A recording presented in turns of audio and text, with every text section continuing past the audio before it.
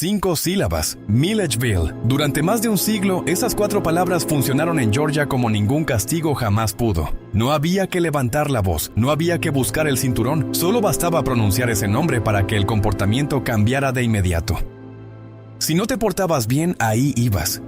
Si eras diferente, difícil, o simplemente tenías la mala suerte de incomodar a alguien, ahí terminabas. Y lo más perturbador no era la amenaza en sí. Era que funcionaba porque todos sabían que era real. Milledgeville no era un diagnóstico, era un destino. Y una vez que llegabas, las probabilidades de salir eran mucho peores de lo que cualquiera se atrevía a admitir. Todo el estado de Georgia conocía ese nombre. Casi nadie sabía lo que ocurría dentro de sus paredes. Para los años 50, el lugar con el que los padres amenazaban a sus hijos se había convertido en la institución mental más grande del planeta. 12,000 pacientes atendidos por menos de 50 médicos, ninguno de ellos psiquiatra. Una enfermera con autorización para realizar cirugías, doctores que llegaban a sus turnos en estado de ebriedad, experimentos sin consentimiento, esterilizaciones forzadas y 5 cementerios donde los muertos ni siquiera tenían nombre. Esta es la historia de lo que Georgia construyó en Milledgeville, de lo que permitió que se convirtiera y de las 25,000 personas que desaparecieron dentro de él. Pero para entender cómo llegó a convertirse en ese lugar, hay que empezar con el hombre que soñó con algo muy diferente. En 1837, la legislatura del estado de Georgia votó para construir su primer asilo. La ley que lo autorizó lo llamó, sin rodeos, un centro para los lunáticos, idiotas y epilépticos del estado. El terreno elegido estaba en las afueras de Milledgeville, un pueblo algodonero en el centro de Georgia que, en esa época, también era la capital estatal. Los edificios fueron construidos por mano de obra esclavizada y prisioneros traídos de la penitenciaría estatal cercana. Incluso los primeros enfermeros y asistentes que cuidaron a los pacientes eran personas esclavizadas. Los que construyeron ese lugar no tenían libertad. Tampoco la tendrían muchos de los que serían enviados a vivir dentro de él. En diciembre de 1842, el asilo estatal para dementes de Georgia abrió sus puertas. El primer paciente en llegar fue un agricultor de 30 años que había sido encadenado a un carro de bueyes para el trayecto. Murió dentro de los 6 meses siguientes. Los médicos registraron la causa, agotamiento maníaco. Pero el hombre que verdaderamente le daría forma a los primeros años del asilo no fue ese paciente, fue el médico que lo recibió. El Dr. Thomas Green se convirtió en superintendente en 1845 y llegó con una idea que para la época era radical hasta el límite de lo escandaloso. La llamó la institución como familia. Cuando los nuevos pacientes llegaban, frecuentemente golpeados, sucios y sujetos con grilletes de hierro, Green convertía en un ritual personal el acto de quitarles esas ataduras con sus propias manos. Nunca delegaba esa tarea. En cada comida se sentaba a la mesa junto a pacientes y personal por igual. Abolió cualquier forma de castigo físico dentro de los terrenos. Bajo su mando, el asilo no era un lugar donde esconder personas. Era, según los estándares de la época, algo mucho más cercano a un hogar. Por más de 30 años, ese modelo se sostuvo. El asilo era suficientemente pequeño como para que Green conociera a cada paciente por su nombre. Las tasas de recuperación mejoraron notablemente. Los pacientes que respondían al cuidado eran dados de alta y devueltos a sus familias. Los jardines estaban adornados con fuentes y flores. Los pabellones eran ordenados y limpios. El estado de Georgia creía haber construido algo digno de orgullo. Durante la Guerra Civil, las tropas del general Sherman acamparon en los terrenos del asilo durante su marcha de Atlanta hacia el mar. Por razones que nadie terminó de explicar del todo, los edificios no fueron quemados. El hospital sobrevivió la guerra con sus estructuras intactas, pero la guerra dejó heridas de otro tipo. El personal se marchó a combatir. Los fondos fueron redirigidos al ejército. Llegaron soldados heridos que necesitaban un tipo de atención para el que el asilo nunca fue diseñado. Y lo que vino después de la guerra resultaría ser mucho más difícil de sobrevivir que todo eso junto, porque Georgia había descubierto algo. Un asilo es un lugar muy conveniente para enviar a las personas con las que no se quiere lidiar. La guerra que vino después no destruyó los edificios, pero destruyó casi todo lo demás. Después de la guerra, las familias comenzaron a llegar con miembros que no estaban enfermos mentalmente, eran ancianos, eran alcohólicos, eran personas inconvenientes. Los maridos hacían internar a sus esposas. Las comunidades enviaban a cualquiera que consideraran extraño, difícil o simplemente diferente. Los registros oficiales de admisión de esa época leen como un catálogo de todo lo que la Georgia del siglo XIX se negaba a entender. Personas fueron internadas por intemperancia, por excitación religiosa, por pereza. Por infelicidad doméstica, por haber recibido una patada de un caballo en la cabeza, por haber dejado a su marido o por haber sido maltratada por su marido. En uno de los patrones más reveladores de todos, una mujer podía ser internada tanto por abandonar a un hombre como por quedarse con uno que la golpeaba. Ambas razones aparecían en los libros de registro. Algunas entradas simplemente decían, sin clasificar. Nadie podía siquiera explicar por qué esa persona estaba ahí. Green nunca rechazó a nadie. Para cuando dejó el cargo en 1879, la población había crecido hasta más de 900 pacientes. Su sucesor, el Dr. Theophilus Powell, heredó un asilo que ya estaba al límite de su capacidad. Para 1910, 12 médicos eran responsables de más de 3,000 pacientes. Los reportes de abuso, negligencia y condiciones insalubres se habían vuelto rutinarios. La institución que Green había construido como una familia se había convertido en un almacén, y para un grupo específico de pacientes estaba a punto de convertirse en algo mucho peor. El Dr. Powell hizo varias contribuciones al diagnóstico psiquiátrico durante sus casi 3 décadas al mando, pero también tomó una decisión que definiría el asilo por los siguientes 70 años. Segregó a los pacientes negros en un edificio separado, pabellones separados, recursos separados y condiciones que no eran ni remotamente equivalentes. Los pacientes negros, especialmente las mujeres, recibían de manera consistente menos suministros, menos atención médica y peores condiciones de vida que los pacientes blancos. En 1897, el edificio que alojaba a los pacientes negros se incendió. Una persona murió. Docenas más contrajeron tuberculosis en el caótico aftermath. Cuando incendios similares golpearon asilos en el norte del país, las comunidades recibieron a los pacientes en hogares y iglesias locales mientras se reconstruían los edificios. En Milledgeville, la respuesta fue diferente. El Dr. Powell trasladó a los pacientes negros a los túneles subterráneos que corrían por debajo de los terrenos del hospital. Se quedaron ahí hasta que el edificio fue reconstruido. Eso no fue una falla temporal. Fue una señal de lo que vendría. Durante la siguiente media centuria, los pacientes negros en Milledgeville soportarían condiciones que iban mucho más allá ya del hacinamiento o la falta de fondos. En los años 40, la revista Ebony publicó una investigación sobre el asilo. La comparación que trazó fue directa y sin rodeos. La revista describió la experiencia de los pacientes blancos como comparable a una prisión. La experiencia de los pacientes negros, dijo, era comparable a un campo de concentración nazi. Si es la primera vez que escuchas sobre lo que pasó en Milledgeville, estás muy lejos de ser el único. Pero los pabellones segregados eran solo el principio.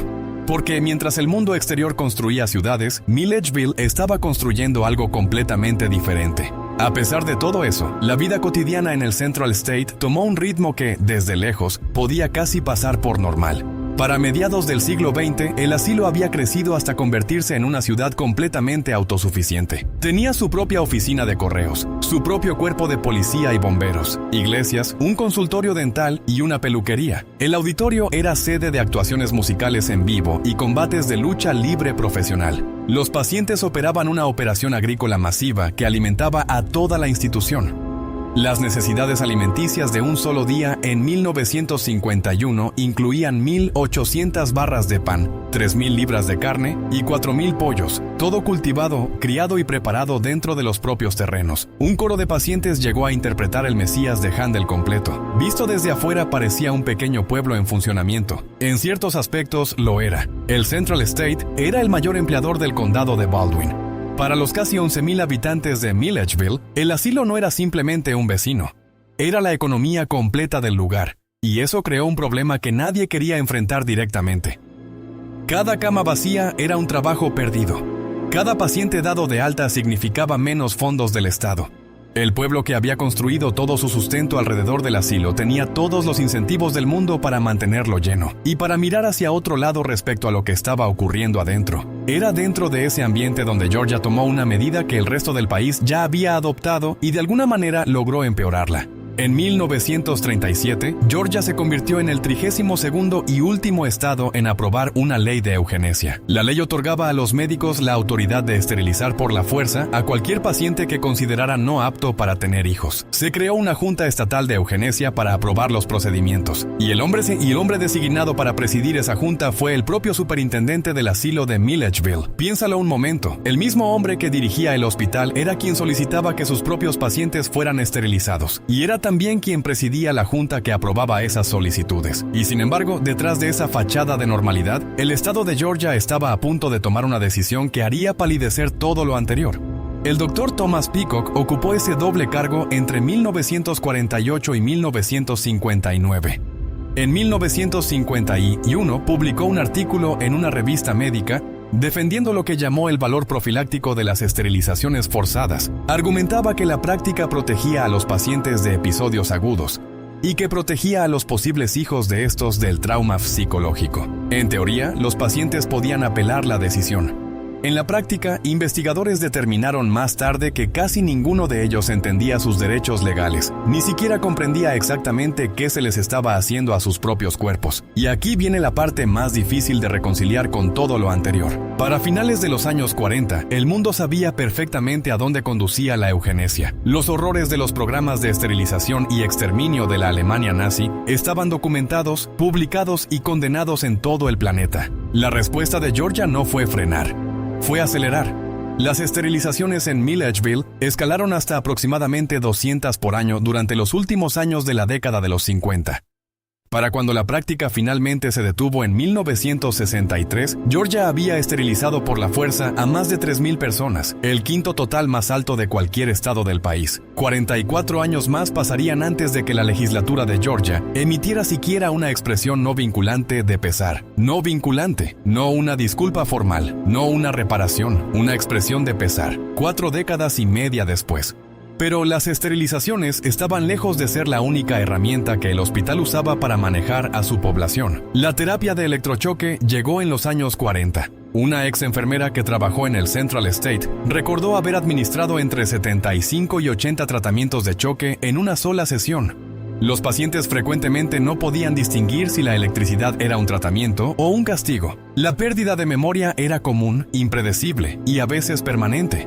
Un paciente lo describió así: el tratamiento de choque te hace olvidar lo que quieres recordar y recordar lo que quieres olvidar. Y cuando la electricidad no era suficiente, estaba la cirugía. Las lobotomías se introdujeron en 1951. 125 pacientes fueron sometidos al procedimiento. 24 pudieron regresar a casa. Un número desconocido quedó en peor estado que antes. Todos ellos lo hicieron bajo el mismo techo donde décadas antes el Dr. Green había quitado cadenas de las muñecas de los pacientes con sus propias manos. Las esterilizaciones eran solo una de las herramientas, porque dentro de esas mismas paredes había otras formas de controlar lo que no se entendía.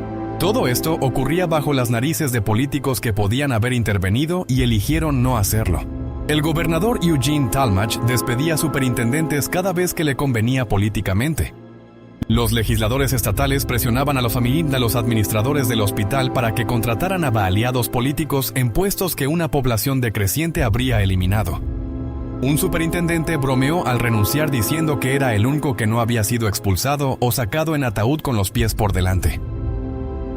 Para 1959, el Central State alojaba más pacientes que cualquier institución mental sobre la faz de la Tierra, y estaba colapsando desde adentro. Un periodista del Atlanta Constitution, llamado Jack Nelson, condujo hacia el sureste desde la ciudad para descubrir qué tan grave era la situación. Lo que Nelson encontró era peor de lo que cualquiera había imaginado. Más allá de los médicos que llegaban en estado de ebriedad y el personal sin calificaciones, Nelson descubrió que una cuarta parte completa de la plantilla médica estaba en recuperación de problemas con sustancias o luchando activamente con ellos en ese momento. Varios de ellos habían sido contratados inmediatamente después de completar su propio tratamiento como pacientes en ese mismo hospital. Medicamentos experimentales eran administrados a pacientes sin el conocimiento ni el consentimiento de sus familias. Trabajadores sin formación realizaban radiografías y administraban anestesia. Los formularios de consentimiento eran, en muchos casos, papel mojado. Nelson publicó pieza tras pieza. Más de 60 reportajes en portada en un solo año. La serie sacudió al estado entero. En un momento dado, un médico del hospital reconoció a Nelson en un restaurante de Milledgeville y le dio un puñetazo en la mandíbula. Lo que el doctor no sabía era que Nelson había sido boxeador de guantes dorados. Nelson se levantó, caminó hasta un teléfono y llamó a la redacción para dictar la historia. Ni siquiera devolvió el golpe. Las consecuencias fueron inmediatas. Personal fue despedido. La tasa de esterilizaciones se desplomó. El Estado se vio forzado a aumentar el financiamiento del hospital por primera vez en años, y en 1960, Jack Nelson recibió el premio Pulitzer de periodismo local. La investigación de Nelson obligó a Georgia a confrontar lo que había permitido que creciera en Milledgeville. Nuevos medicamentos psiquiátricos estaban haciendo posible que los pacientes vivieran fuera de los muros institucionales. En 1965, el hospital desegregó sus pabellones, más de un siglo después de haber sido construidos bajo segregación. En 1967, el asilo fue rebautizado como Hospital Estatal Central, y Georgia estableció un sistema de instalaciones regionales para distribuir la población de pacientes. Para 1968, el número de internos cayó por debajo de 10,000 por primera vez en 20 años. Los gobernadores Carl Sanders y Jimmy Carter impulsaron el esfuerzo con fuerza, años antes de que el Movimiento Nacional de Desinstitucionalización tomara impulso. Los pacientes fueron trasladados a hospitales regionales, clínicas comunitarias y hogares grupales. Pero vaciar un asilo no es lo mismo que resolver el problema que lo llenó. Las revelaciones de Nelson forzaron a Georgia a mirar lo que había dejado crecer en Milledgeville, pero vaciar un asilo no es lo mismo que resolver el problema que lo llenó. Muchos expacientes terminaron en las calles, otros cayeron en la adicción. Los edificios se vaciaron, la enfermedad no. Mientras los vivos abandonaban el Central State, los muertos se quedaron atrás. 5 cementerios están esparcidos por los terrenos del hospital. Están segregados, igual que los pabellones alguna vez lo estuvieron. Hombres blancos en una sección, mujeres blancas en otra, hombres negros y mujeres negras en sus propios terrenos separados. Incluso en la muerte, la misma línea que los había dividido en vida, los dividía bajo la tierra. Los muertos no fueron enterrados bajo lápidas, no fueron enterrados bajo nombres. Cada tumba estaba marcada con una pequeña estaca de hierro estampada con un número. Un número. Eso era todo lo que los identificaba, y eventualmente ni siquiera eso quedó. A finales de los años 60, presos asignados al mantenimiento de los terrenos del hospital decidieron que las marcas de hierro entorpecían el trabajo de los cortacéspedes. Así que las arrancaron de la tierra, al menos 10,000 de ellas, y las tiraron al bosque. Durante décadas, los muertos del Central State no tenían nada, sin piedras, sin marcas, sin ninguna indicación de que alguien estuviera enterrado ahí.